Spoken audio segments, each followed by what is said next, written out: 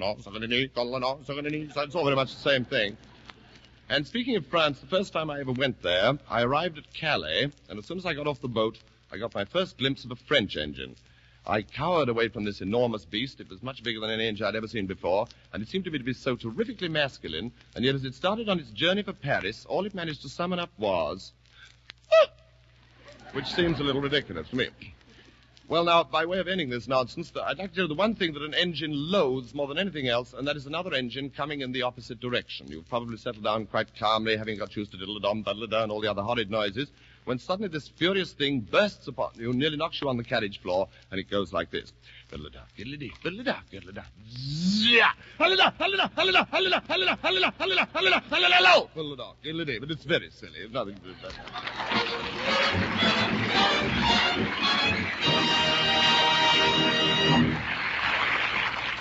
May I introduce the charming lady who played the role of one of Britain's greatest nurses, the martyred Edith Carroll, Miss Anna Neagle, in this prayer of the Red Cross nurse.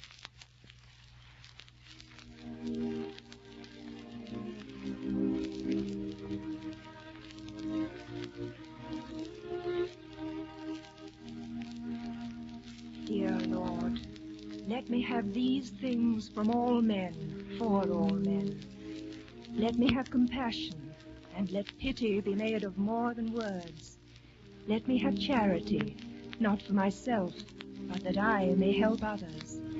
Let me have strength, that my arm may not tire. Let me have love, a great store of love, that I may share it. Let me have love. Let men understand these truths, dear Lord, for this is the prayer of the Red Cross nurse. Give, please give your contribution to the Canadian Red Cross.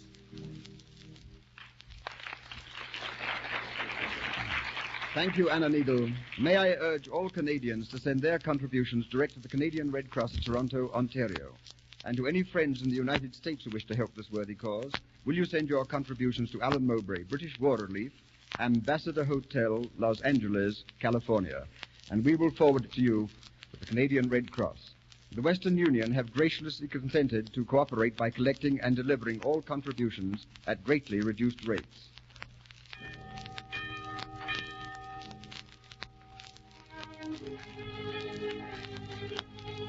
One of musical England's best moderns is Ray Noble. Two of his fine songs, Good Night, Sweetheart, and The Very Thought of You, are sung now by Maxine Gray, with the Donnelly Orchestra directed by Dave Rose. Good night, sweetheart, till we meet tomorrow. Good night, sweetheart, sleep, banish sorrow. Tears and parting may make us forlorn, but with the dawn, a new day is born. So I'll say good night, sweetheart, though I'm not beside you. Good night, sweetheart, till my love will guide you. Dreams enfold you, in each one I'll hold you. Good night, sweetheart, good night. The very thought of you, and I forget to do the little ordinary things that everyone ought to do.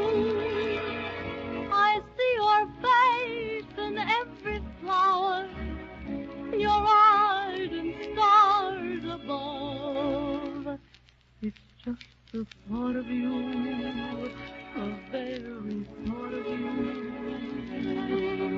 Oh, good night, sweetheart, though I'm not beside you. Good night, sweetheart, till my love will guide you. Dreams enfold you, in each one I'll hold you. Good night, sweetheart, I will hold you tight tonight.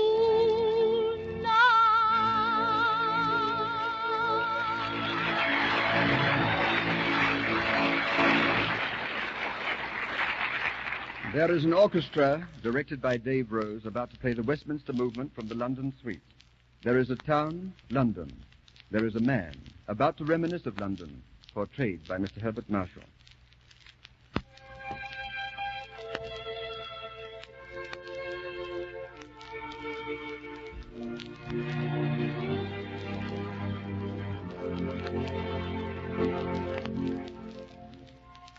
London, as I know it, as I so often dream of it, of its people, of the good men and women I know, of the places I've lived in, of all the tangled skein of streets and of mews and of alleys and the ladder of bridges. I think of the heart of London, Whitehall, Nelson's column pointing to the skies. I gaze along the Mall, to the palace in the distance. I turn to the Strand, then down to the Thames. Against the sky, in the distance, is the dome of St. Paul's. St. Paul's. I think of the 1,000 heroes of all the important things on earth. The men and women who are the legends of the town. Whittington, Chaucer, Arthur, Henry, Elizabeth, Mary, Raleigh, Essex, Moore, Marlowe, Byron, Shakespeare, Dickens, De Quincey, Disraeli, Gladstone. London. When a man is tired of London, he is tired of life. For there is in London all that is precious in life.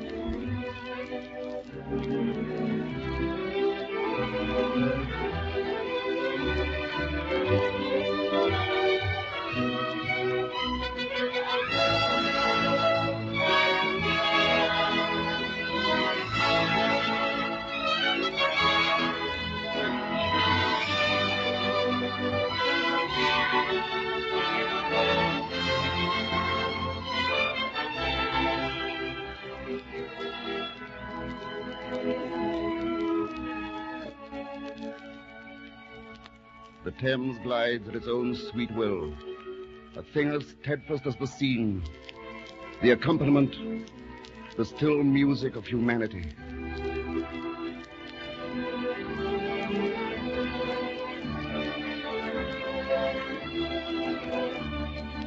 She seems to say, come one, come all, this rock shall fly from its firm base as soon as I.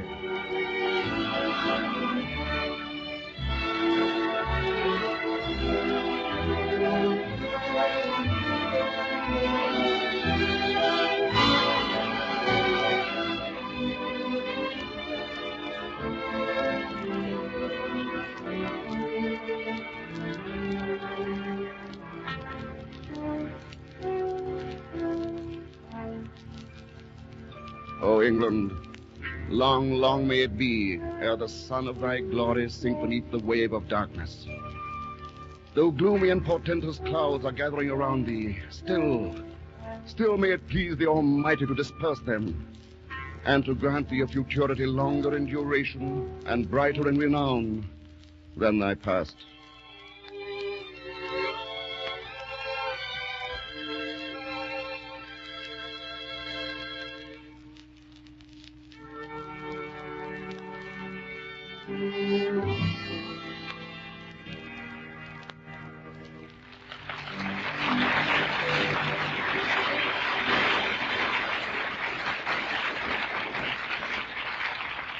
May I introduce that very well-beloved lady of Hollywood, native daughter of Canada, Miss Mary Pickford.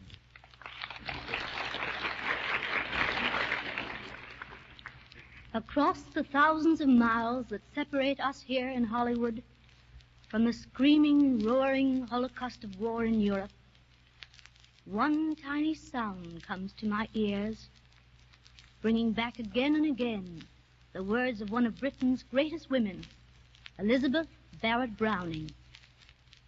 Do you hear the children weeping, O my brother, ere the sorrow comes with years? I have seen the little children of England. I've seen them as they climbed, bewildered from the ships that brought them from a nightmare of bombs and cannon and dying men into a dream of hope on our shores and in our homes. Theirs were not the tears of fright, for innocence is not timid or afraid, but their little hearts cried out in the anguish of confusion, loneliness, and the need of strong spiritual support. And I've seen the Red Cross, the Canadian Red Cross, and the mothers of this continent working diligently to rebuild these young lives, to establish for them thoughts of peace and security. We all have given much to help the Red Cross in its work, but what we have given is not enough. The scope of its work is constantly growing, and we must open our hearts to those who need our help and our friendship. You people in Canada and the far-reaching arms of the Empire, you must be willing to let your generosity and your love grow to match the sacrifice your brothers are making and the work the Red Cross is doing. Contact your local Red Cross or British War Relief headquarters and tell them that you want to help more than you have helped. Tell them you especially want to open your heart to the future citizens of your empire, in the spirit of him who said, "Suffer the little children to come unto me." Thank you, Miss Mary Pickford. Thank you. Londonderry Air is known around the world under a dozen different names. The favorite lyrics, I think, are those of Danny Boy, sung tonight by Betty Jane Rose.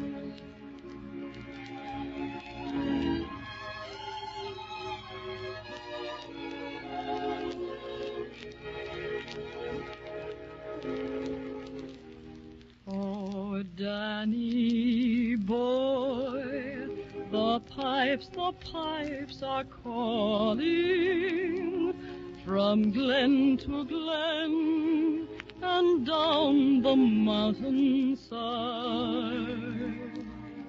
The summer's gone and all the roses falling. It's you must go and I must bide. But come ye back when summer's in the meadow, or when the valley's hushed and white with snow. It's I'll be here in sunshine or in shadow. Oh, Danny boy, I love you so. It's I'll be here in sunshine or in shadow. Oh, Danny boy, I love you so.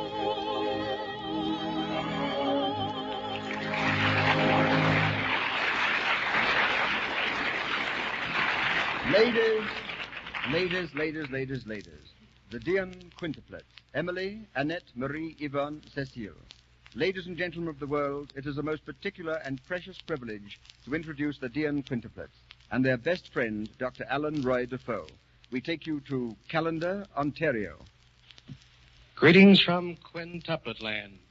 Here in the Quince nursery are the 5 illustrious little ladies and their famous physician, Dr. Alan Roy Defoe.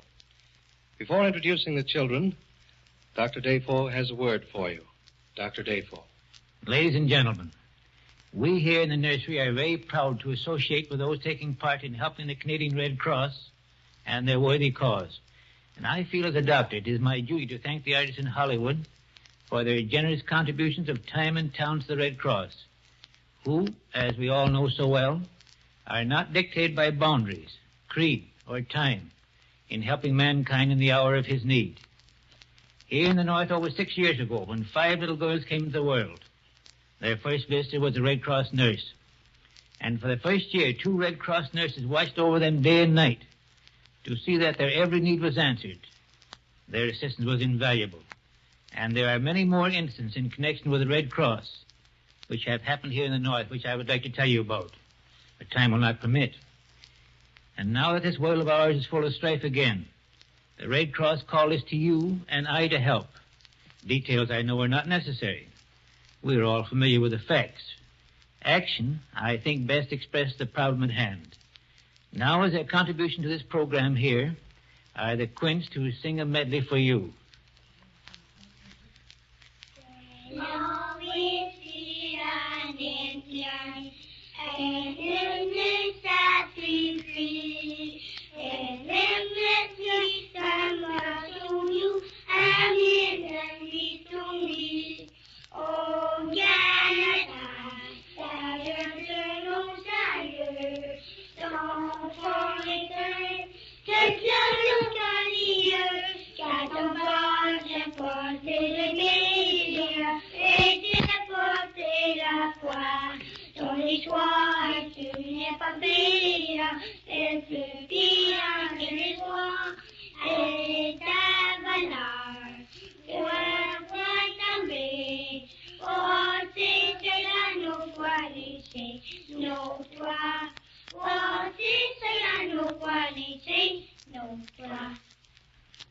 Well, Mr. Wickland, it's about time for you to take over now, and time for the Quintuplets to go to their bed.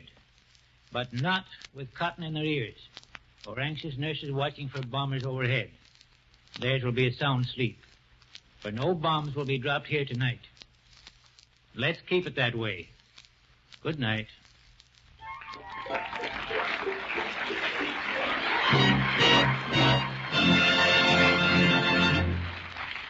I present Mr. Ronald Coleman.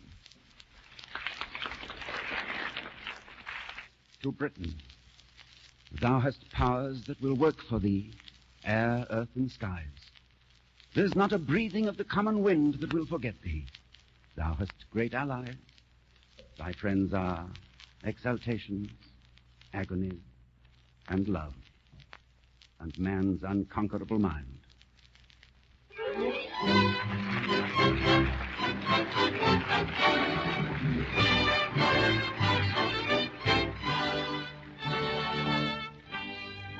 This program, an appeal for the Canadian Red Cross, is heard over the Canadian Broadcasting Corporation, the Associated Broadcasting Stations of Southern California, and the coast-to-coast network of the Mutual Broadcasting System.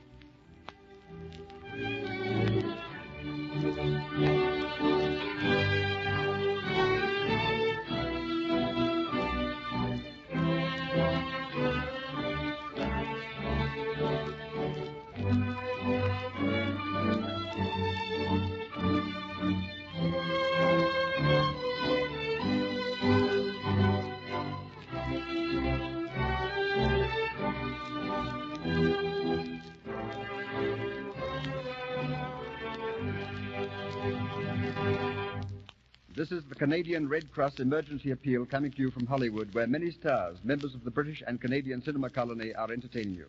I want you to hear a beautiful voice, that of the Canadian opera star, Miss Anne Jamison, who sings The Lass with the Delicate Air.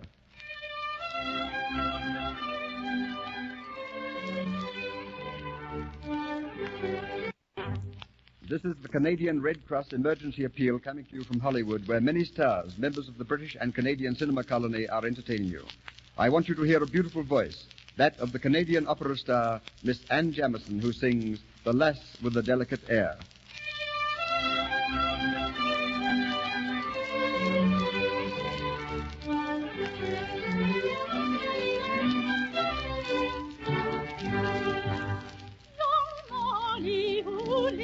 At the foot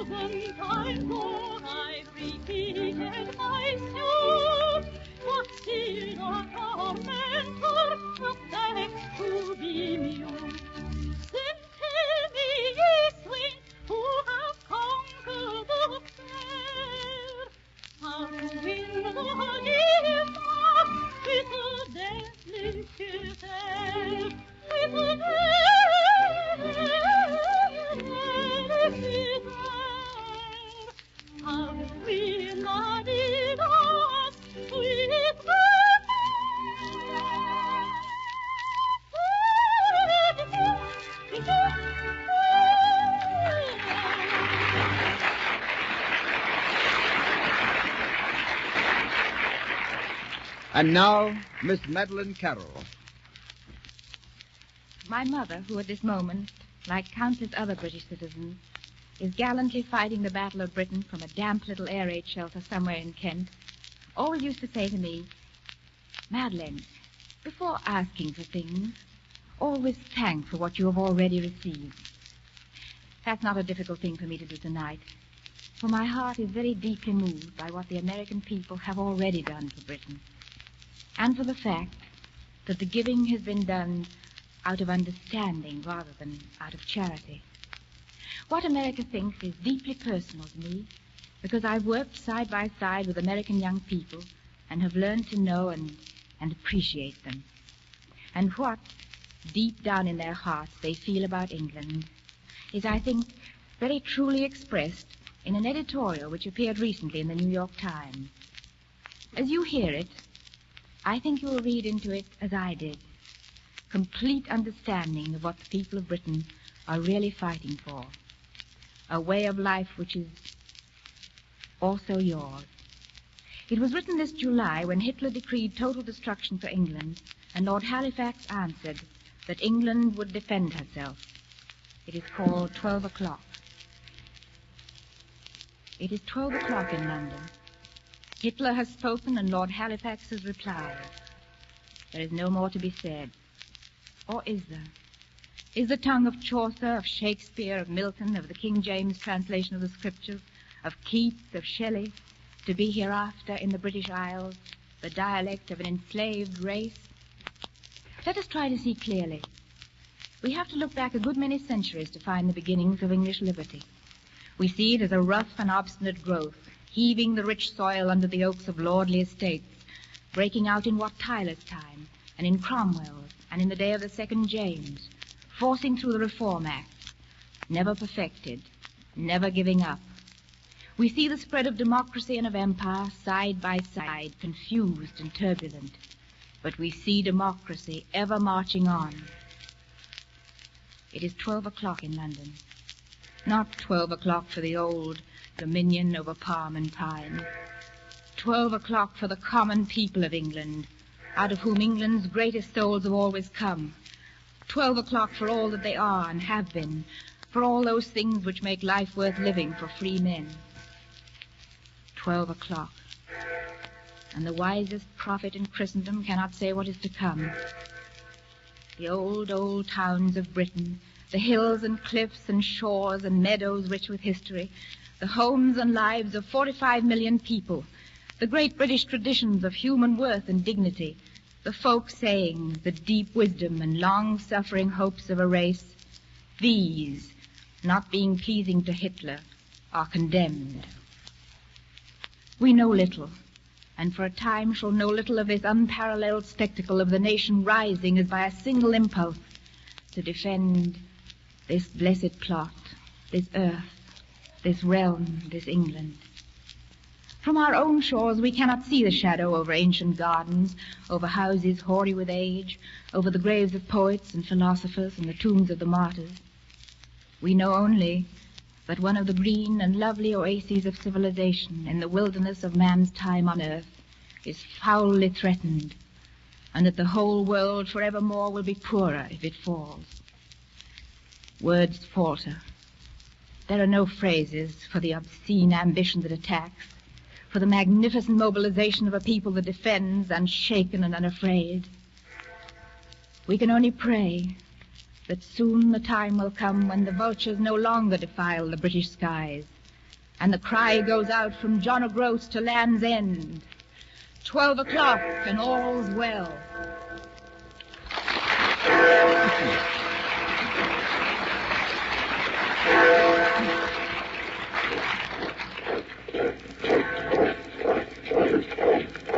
Europe in arms.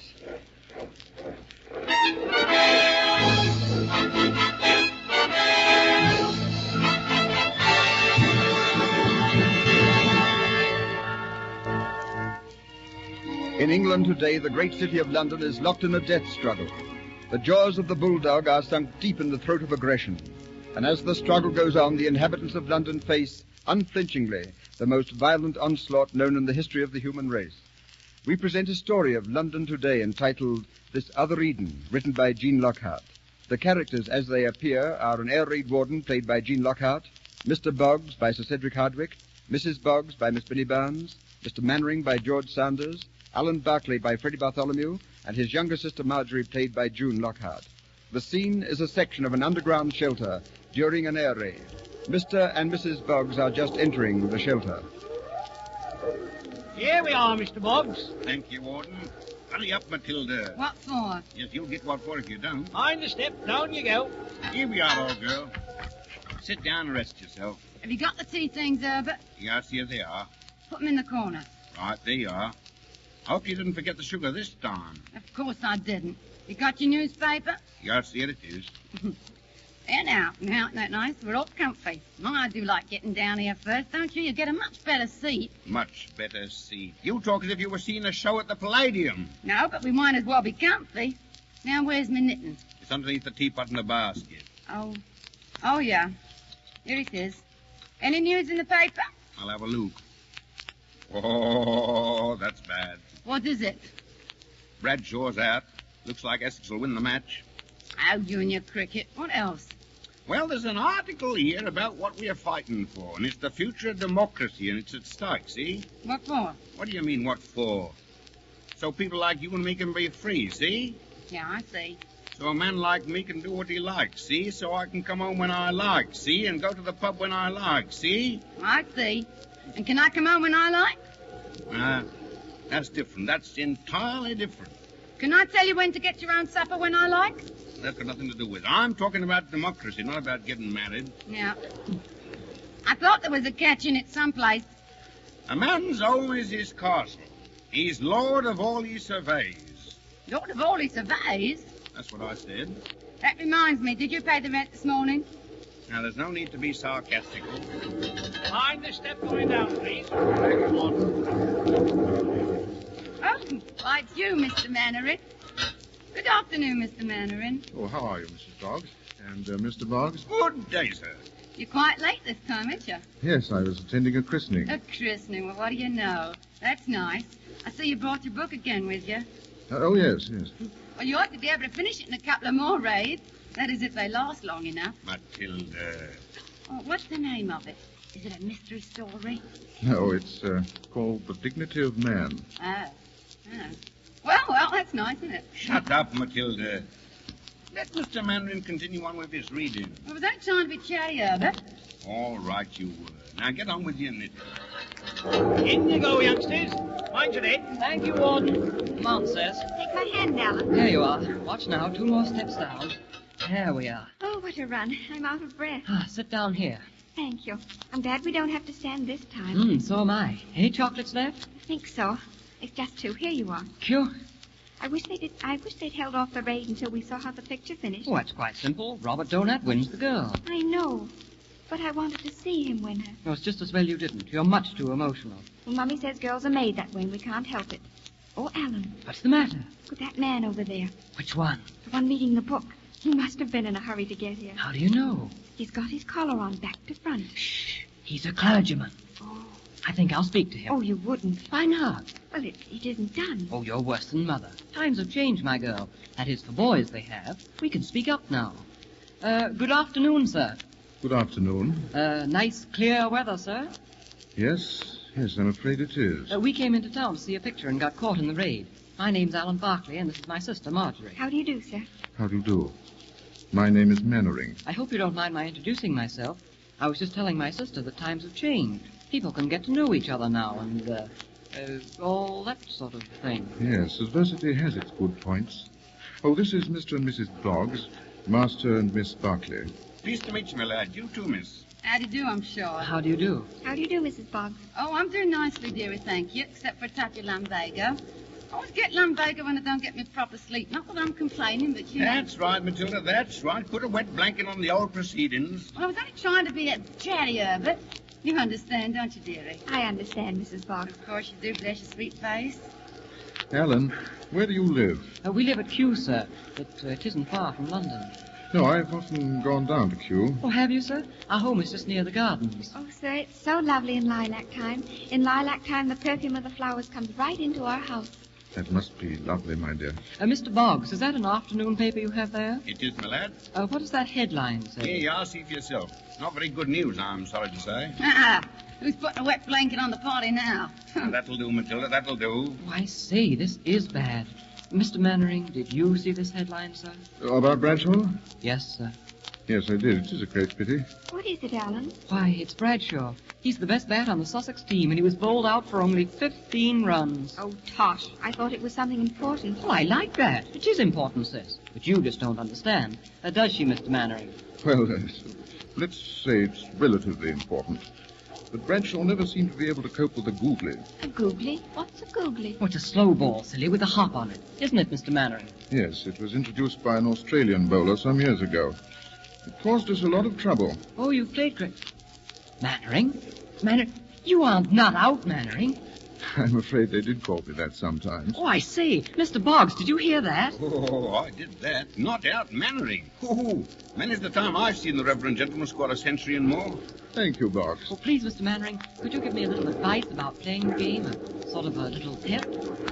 Well, all I can tell you, Alan, about playing the game is to hit hard, score when you can, and never give up. Never give up. Marjorie, stop it. I see what you mean, sir. Play the game, score when you can, and never give up. Well, now, yeah, Matilda, what about that tea? It's just ready, Herbert. Did you say tea, Mrs. Boggs? She did that. My old Dutch always brings along the things to make a nice cup of tea with. My Herbert must always have his tea. My daddy's like that, too. Here you are, Mr. Mannering. Help yourself to the milk and sugar. Thank you, Mr. Boggs. It's very welcome. Here's yours, kids. Well, thank you very much. Yes, thank you very much. Is it strong enough, Herbie? Yes, just right, old girl. Marjorie and I were going to have tea at the picture theater, but we had to leave. Oh, what picture did you see? It's called This Other Eden. It was about Richard II of Lancaster. Yes, we wanted to hear Richard's long speech. But we had to come away. You know, the one that starts, this royal throne of kings, this sceptred isle, this earth of majesty. This earth of majesty,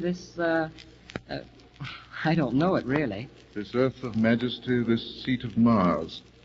This other Eden, demi-paradise, this fortress built by nature for herself against infection and the hand of war.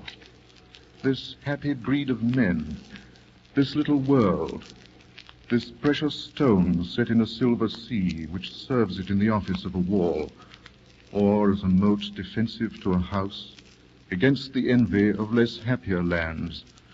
This blessed plot, this earth, this realm, this England. All clear! Thank you, sir. Blimey. All clear! All clear! All clear, please. All clear. Mind the step coming up. Right, old Warden. Come along, Matilda. Coming. Well, we've had a very nice time, ain't we? Yes, indeed, Mrs. Boggs. Goodbye, Mrs. Boggs. Goodbye, Mr. Boggs. Goodbye. Thank you for the tea, Mrs. Boggs. Oh, you're welcome, Ducky. Drop in again sometime. Hey, Boggs. Hello. That last big bomb got your house. Here, what's that? It's blown to bits. Oh. Oh, dear. Oh, Herbie. There, now, Matilda. Why, it's a bit of luck if you only knew it. Now we don't have to pay no rent. Here, let's go and have a look. Goodbye, Mr. Mannering. See you yet again tonight, I suppose. Yes, I'll be coming along as usual. That's right. Come along, Matilda. See you tonight, Warder. Right. Goodbye, Alan. And goodbye, Marjorie. Goodbye, sir, and thank you. Goodbye, sir. See you later on, Warden. Right, sir. Well, what sort of a sister are you? What do you mean? Why, crying like that, blubbering like a little baby. You were afraid. No, I wasn't. At least, in my mind, I wasn't. Oh, you just don't understand women. I should say I don't. Come along, let's go home. Alan, wait. You won't tell Mummy I cried, will you? Well, not this time. Come along.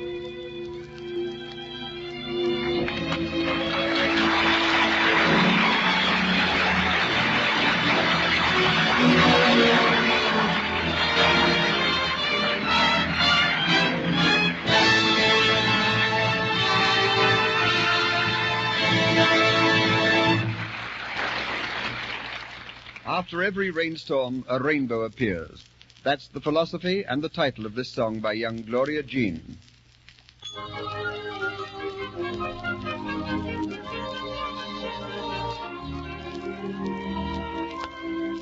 After every rainstorm, the sky always clear. After every rainstorm, a rainbow appears. And though the day is cloudy and you are feeling blue, the sun will soon say howdy to you. If a little teardrop comes into your eye, just smile away the teardrop, and you realize that all your little troubles will spread their wings and fly. After every rainstorm goes by, after every rainstorm, the sky always clears. After every rainstorm, a rainbow appears. And though the day is cloudy and you are feeling blue, the sun will soon say howdy to you. If a little teardrop comes into your eyes, just smile away the teardrop, and you realize that all your little troubles will spread their wings and fly. After every rainstorm goes by.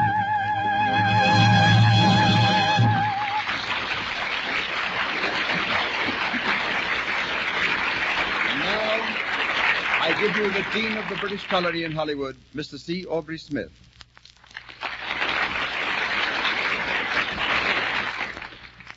Rudyard Kipling's ballad of the Clampherdown. It was our warship Clampherdown would sweep the channel clean, wherefore she kept her hatches close when the merry channel chops arose to save the bleached marine. She had one bow gun of 100 ton and a great stern gun beside. They dipped their noses deep in the sea. They racked their stays and their stanchions free in the wash of the wine-bit tide. It was our warship Clampherdown fell in with a cruiser light that carried the dainty Hotchkiss gun and a pair of heels wherewith to run from the grip of the close-fought fight. She opened fire at 7 miles as you shoot at a bobbing cork. And once she fired, and twice she fired, then the bow gun drooped like a lily tired that lolls upon the stalk. Captain, the bow gun melts apace. The deck beams break below. 'Twere well to rest for an hour or twain and botch the shattered plates again. And he answered, make it so. She opened fire within the mile as you shoot at a flying duck. The great stern gunshots, fair and true, with the heave of the ship to the stainless blue. Then the great stern turret stuck. Captain, the turret fills with steam. The veep pipes burst below. You can hear the hiss of the helpless ram. You can hear the shattered runners jam. And he answered, turn and go. It was our warship Clampherdown, and grimly did she roll.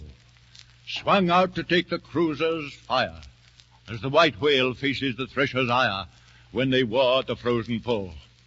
Captain, they hack us through and through. Their chill steel bolts are swift. We've emptied our bunkers in open sea. Their shrapnel bursts where our coal should be. And he answered, let her drift.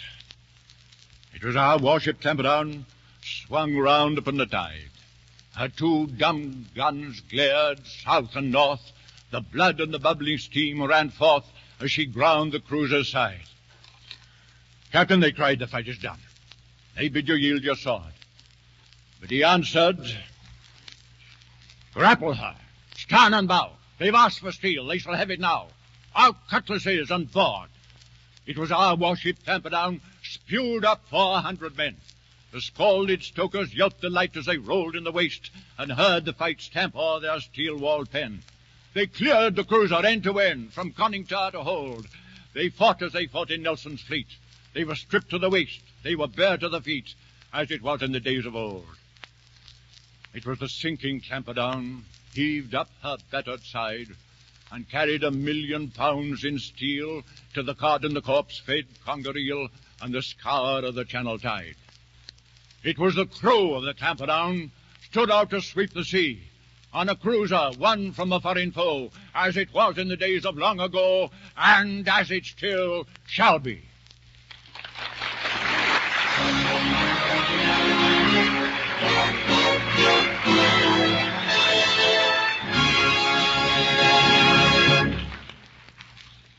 You are listening to the Canadian Red Cross Emergency Appeal broadcast, direct from Hollywood. This is Merlo Grant speaking. A year has passed since the women of Canada began their great work on behalf of the fighting forces and the suffering civilian victims of war. The supplies that they have made are now pouring from the Canadian Red Cross warehouses in England, bringing comfort to thousands of innocent and helpless victims of air raids. 500,000 garments are needed for British refugees and evacuees. Woolen comforts must be supplied to our soldiers, sailors and airmen, particularly during the winter months. Hospital and surgical supplies must be provided for the sick and wounded. These mounting needs offer a challenge which Canadians have never failed to meet. It is your contribution, large or small, whatever you can give to meet this urgent appeal.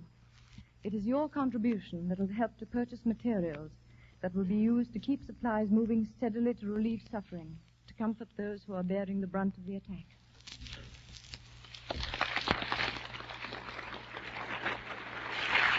May I once again urge all Canadians to send their contributions direct to the Canadian Red Cross in Toronto, Ontario. And to any friends in the United States who wish to help this worthy cause, send your contributions to Alan Mowbray, British War Relief, Ambassador Hotel, Los Angeles, California, and we will forward it for you direct to the Canadian Red Cross. The Western Union have graciously cooperated by offering to collect and deliver all contributions at greatly reduced rates.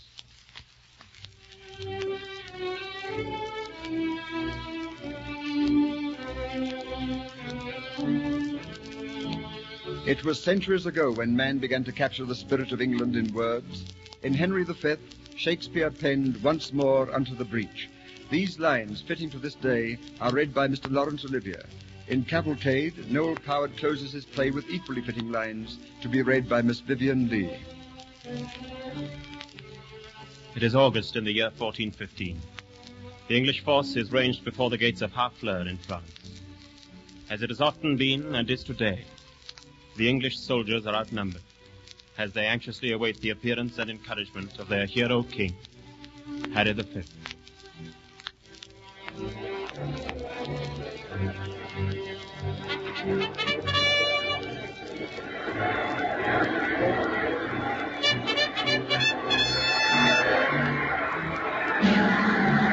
Once more unto the breach, dear friends, once more, or close the wall up with our English dead. In peace, there's nothing so becomes a man as modest stillness and humility.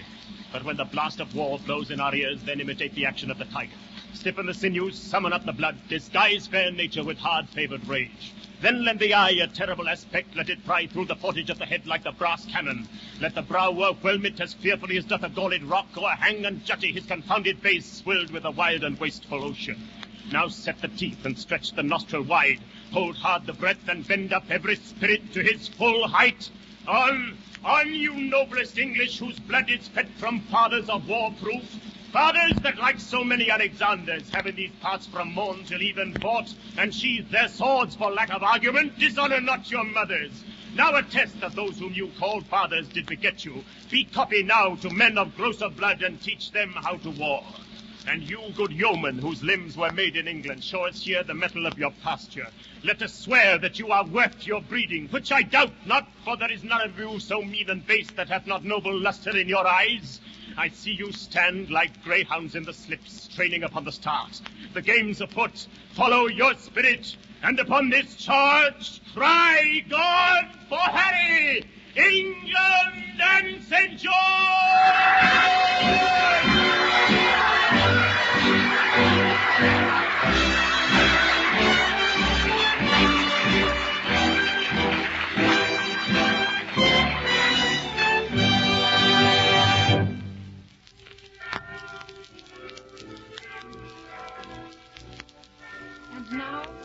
couple the future of England with the past of England, the glories and victories and triumphs that are over, and the sorrows that are over, too.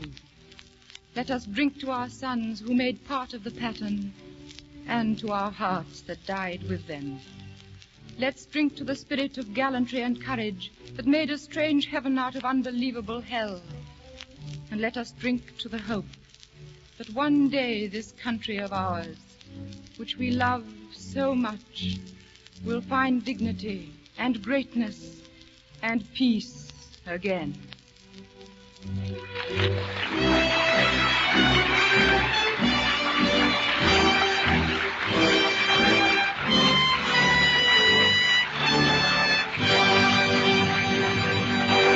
Thank you, Vivian Lee and Laurence Olivier. Now, men and women of the world, speaking for the Canadian Red Cross, remind us that the need is great. Let those who never gave before give now. Let those who always give now give the more. Your local chapter of the Canadian Red Cross will welcome your contribution. Please give. And now, a heartfelt thanks to all the great artists who've come here today. Many, many thanks. And to the radio men and women who chose to be anonymous. And one name I feel must be mentioned, that of Mr. C.P. McGregor, for his coordinating of this program between the United States and Canada. To you all, to the citizens of Canada, of Britain and the Empire, good night and God bless you. Within the confines of the British Empire, all programs close with the singing of the British national anthem. It is fortunate for us who are in America that the British anthem has also the same tune as America's My Country 'Tis of Thee. If the people in Canada will sing their words, and our friends in America will sing theirs, that is the symphony of friendship that we are trying to achieve.